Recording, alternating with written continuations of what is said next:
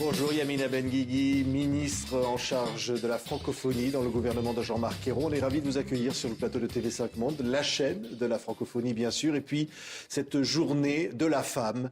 Est-ce qu'aujourd'hui on peut dire en 2013 que le bilan est positif vu par la francophonie sur la situation des femmes dans le monde ?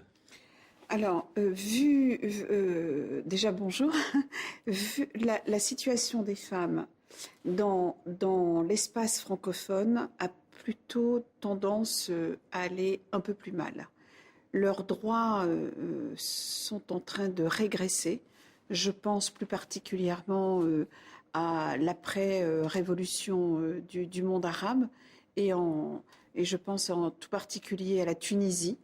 Dès qu'il y a eu l'esquisse d'une constitution, on a pensé immédiatement à leur retirer du droit. Donc les acquis des femmes dans l'espace francophone ne sont jamais des acquis. Oui. Et je pense aussi aux femmes à l'est de la RDC, enfin les femmes qui sont dans les conflits, qui sont victimes des conflits armés, qui sont aujourd'hui des butins de guerre. Elles sont violées massivement, ainsi que les petites filles. On parle de milliers de femmes. Je suis allée il y a quelques mois à Goma dans un camp de 70 000 personnes déplacées.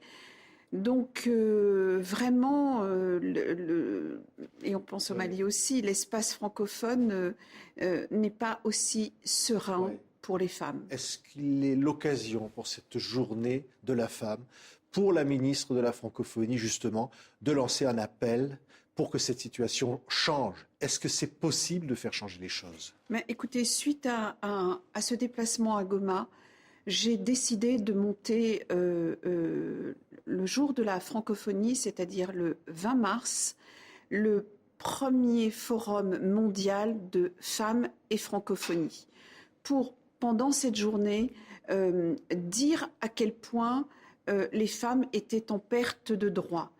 Et donc, la semaine prochaine, le 15 mars, je serai auprès du Premier ministre à Québec et je ferai signer cet appel, puisqu'il y aura 400 femmes à Paris, pour venir entendre. Ce sont toutes des militantes, des femmes à la tête d'ONG.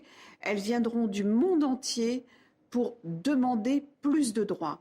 Et à Québec, donc je vous l'annonce aujourd'hui. Pourquoi à Québec spécifiquement, Yamina Benguigui ? Parce que Québec, je serai présente à Québec, mais c'est vraiment ce volet, ce côté-là de la francophonie qui va plutôt bien pour les femmes.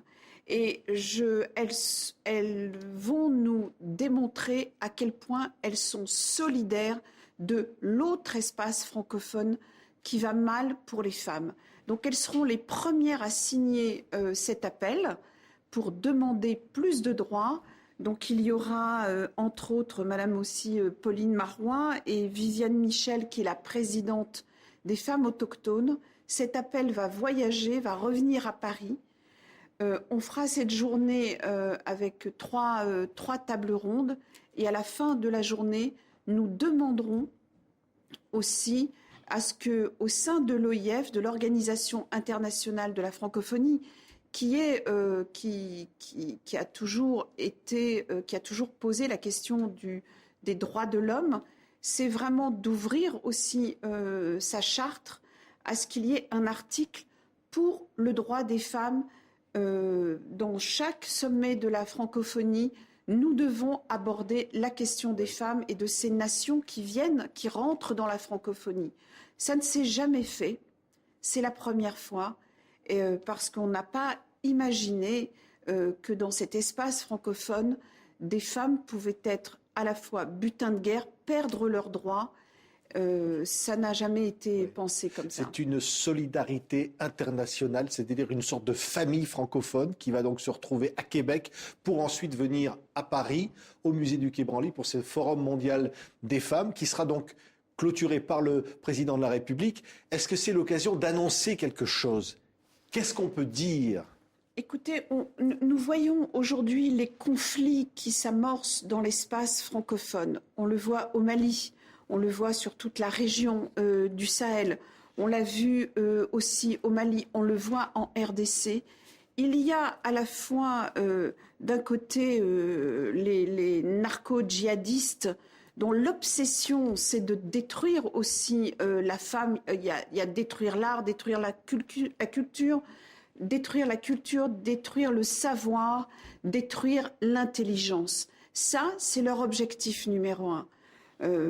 Deuxièmement, nous voyons que dans les conflits armés, au nord-est de la RDC, mais on l'a vu aussi dans d'autres pays, c'est détruire aussi la femme. Le conflit se passe sur le corps des femmes. Aujourd'hui, c'est ça le terrain de jeu des extrémistes, c'est de détruire les femmes. Donc, en arrivant à ce ministère, comme je le dis, je n'ai pas laissé à la porte mon combat et mes engagements. Et vraiment, vraiment, vraiment, je crois qu'il est important de ramener dans cet espace francophone du droit humain, du droit des femmes. Il y a cette solidarité internationale aujourd'hui. Il y aura Michelle Bachelet qui sera présente à ce forum ONU pour les femmes. Mais est-ce qu'il y a une véritable prise de conscience internationale ? Écoutez, vraiment, depuis que j'ai lancé à la fois cet appel, cette journée, déjà le président Hollande, il a acté immédiatement à Kinshasa cette journée. Le président Diouf, qui arrive en fin de mandat à l'OIF, je crois qu'il porte cette question des femmes avec beaucoup d'énergie et il nous laissera cette opportunité en héritage. Oui, c'est un héritage pour les générations futures, pour que rien ne soit plus comme avant, comme cette situation que vous venez de décrire, Yamina Benguigui. Parce qu'au lendemain de la guerre, au lendemain des conflits, il y aura une possibilité de se reconstruire si les femmes, si on a fait participer les femmes au développement. Merci Yamina Benguigui, ministre chargée de la francophonie, d'avoir été notre invitée et l'invité de TV5 Monde. Cette émission se retrouvera à Québec, justement, la semaine prochaine, autour de cette amitié entre la France et le Québec, où vous serez à l'occasion donc, de ces signatures avant le Forum mondial des femmes à Paris. Nous étions très heureux de vous avoir avec nous pour cette journée de la femme. Merci Yamina Benguigui. Merci beaucoup. Merci.